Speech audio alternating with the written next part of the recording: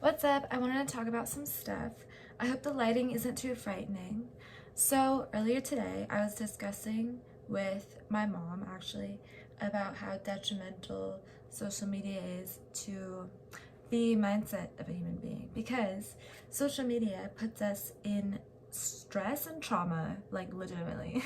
Like, actually, like, social media traumatizes you so much because what it does is it actually like puts you in a fight or flight mode. So like if you wake up in the morning and like your first instinct is to check social media, which is the way it is with like the majority of our world today, you know what I mean, then this puts young youth at risk for inheriting or incurring trauma from social media and from technology in general as a whole. And technology should be used to serve us and to serve our highest good and purpose in life instead of hinder us or hurt us.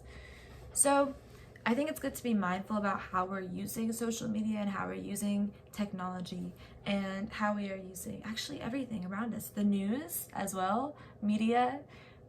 What friends do we keep around and why, and like what are we doing that could be harming ourselves, such as using social media for the wrong reasons, you know what I mean, and all these kinds of things. Meaning, if you're not using social media, it's using you. That's just my mantra.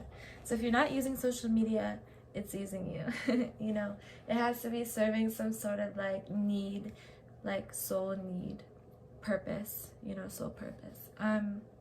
It has to be used with a mindful approach, I really think, or else, you know what can happen, it builds these like very addictive patterns within us. So like you do wake up and you do check your phone, or you do go on Instagram every day. You're going on Instagram every day for what? To like scroll, you know what I mean, and to like get affected by sound and noise and sight and things that pertain to all five of our senses. So that is the way that they can reel you in and keep you trapped in this false sense of illusion, this false dichotomy that doesn't even exist. It's bound in Maya. It's not real. You know, we think it's real because we think a like is real. A like is not real. It's not real communication. It's not heartfelt communication. It's instantaneous, and also it really doesn't mean anything. I promise. Like, I promise. Social media and a like and a follow and all these things, they don't mean anything. If we knew each other in real life, you know, that is where the magic is, because we are people. We are not androids.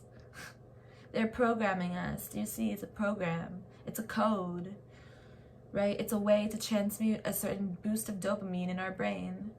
If you can make something feel pleasure, you have power over it, because that thing will want to keep coming back to you for pleasure, for its pleasure.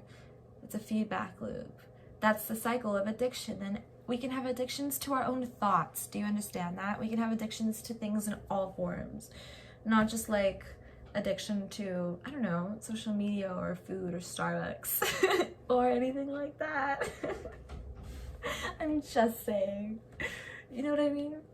So it's just cool when we can like recognize where we, you know, I don't know, could be messing up as a society, as a collective, as a whole. And no one likes to hear that they're messing up. I understand that. People don't like to hear that.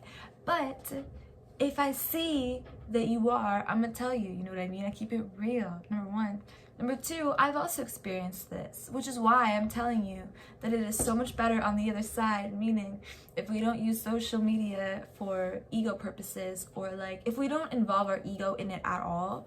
Because look, let me tell you, it's a beautiful thing right now, social media. It really is, because it can get you to spread your message and spread anything that you have, your urgency, your anything that you have. You know, I hope people have things to share and spread. I hope social media and all these things haven't turned us into complete androids by now.